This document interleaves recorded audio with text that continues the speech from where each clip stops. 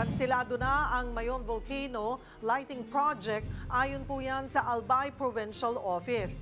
Sa inilabas na statement, kinansila na ng Tourism Infrastructure and Enterprise Zone Authority o TIEZA ang procurement activities para sa panukalang Mayon Volcano Heritage Aesthetic Lighting.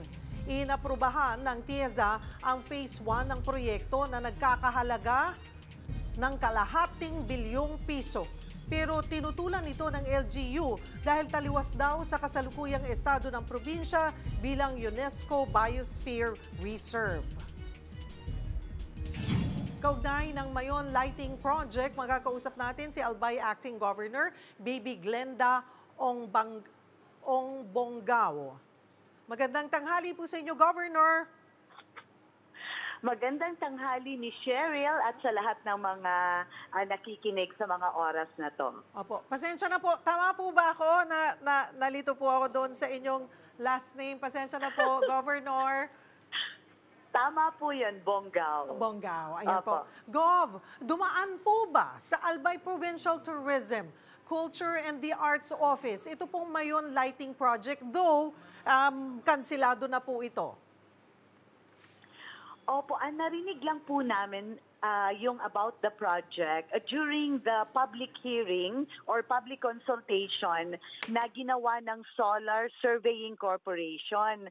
Sila po yung in-award ng TIEZA na mag-conduct ng feasibility study and formulation ng conceptual design ng Mayon Volcano Heritage Static Lighting. So dun lang po namin narinig yung project.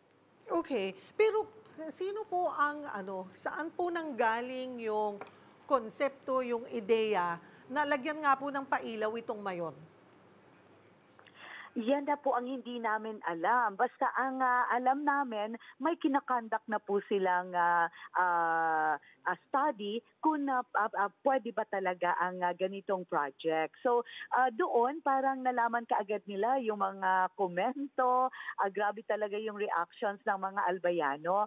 Kaya ang Provincial Government of Albay, ni Cheryl, nagpalabas talaga kami ng stand na medyo kailangan na hindi ituloy yung project because of the two considerations. Unang-una po, Ms. Cheryl, nasa declaration po ang Albay as UNESCO Biosphere Reserve.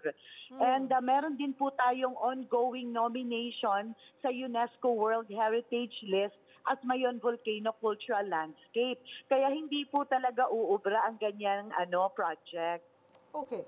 Pero sabi nyo nga po, ay sa consultation pa lang, ay umalma na yung mga taga-Albay, di po ba? Pero inaprubahan pa rin yung kalahating bilyong pisong pondo for the phase 1? Siguro ang consultation na ginawa nila ngayon lang March 22 and 23. So ito lang pong Marso ginawa yung consultation. Alright. Okay, at least po, Gov, ay sure na hindi na po ito matutuloy. Yan ang siyempre ang kahilingan ng lahat. Hindi lang po ang probinsya ng Albay, even ang Regional Development Council ay nagpadala din po ng request to discontinue the project. So, request pa lang po. Ano po ang reaction dito ng TIEZA? Sa tingin ko naman makikinig po sila. Hindi nila pwedeng isulong ang isang proyekto na tinututulan po ng mga taga-Albay. Hindi po talaga siya pwede dahil na rin siguro sa mga paniniwala namin. Yung mga sa natural and cultural values po ng mga Albayanos, hindi po yan ang proyekto para sa aming Bulkan Mayon. So are we saying po, Gov, na kung hindi pa po umalma, mukhang magtutuloy-tuloy pa itong project na to? Parang ganyan, kung hindi nalaman. Pero parang kailangan talaga nila ang public consultation. Kaya ginawa po nila yon yung 2-day na So doon natin nalaman ang plano, the project. Okay. Hindi, kasi po, we're just wondering, na nasa consultation pa lang, meron na kagad pondo na kalahating bilyon sa phase 1, tapos another 750 million sa phase 2. Pero sigurado ako hindi na po yan matutuloy, especially kung na-terminate na po ang itong phase 1 pa lang. And hindi na sila makakarating dun sa phase 2.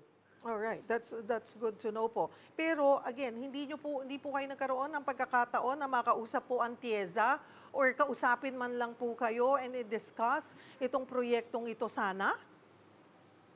Ang kanila pong inutusan na makipag-coordinate ay ito na pong Solar Surveying Corporation. Sila na po yung gumawa ng... hindi direkta yung TIEZA, but meron po silang inaward ng TIEZA sa Solar Surveying Corporation yung feasibility study nito at yung pag-conduct ng consultation. Para po sa mga hindi taga-Albay at suportado po yung proyektong ito, ano po ang gusto nating iparating sa kanila? Bakit importante na mapanatili ang natural na ganda ng Bulkang Mayon? Number 1, bilang po UNESCO Biosphere Reserve, ang Albay po globally recognized siya bilang learning area tsaka model for sustainable development kung saan dapat ang mga projects nagre-reconcile with the conservation ng natural resources and preservation ng natural environment. Kaya ang ganito pong project ay hindi po talaga siya tugma sa conservation function ng Albay Biosphere Reserve Management Plan.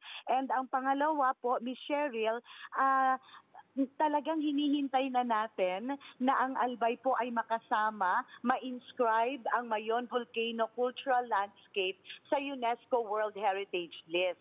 And ang amin pong outstanding universal value ay ang pagbibida ng Mayon's natural beauty. And with the lighting, nagko-conflict po tayo sa binibida natin o sa argumentong binibigay natin sa UNESCO. So, hindi po talaga uubra. Marami pong salamat, Albay Acting Governor Baby Glenda Ong Bonggao.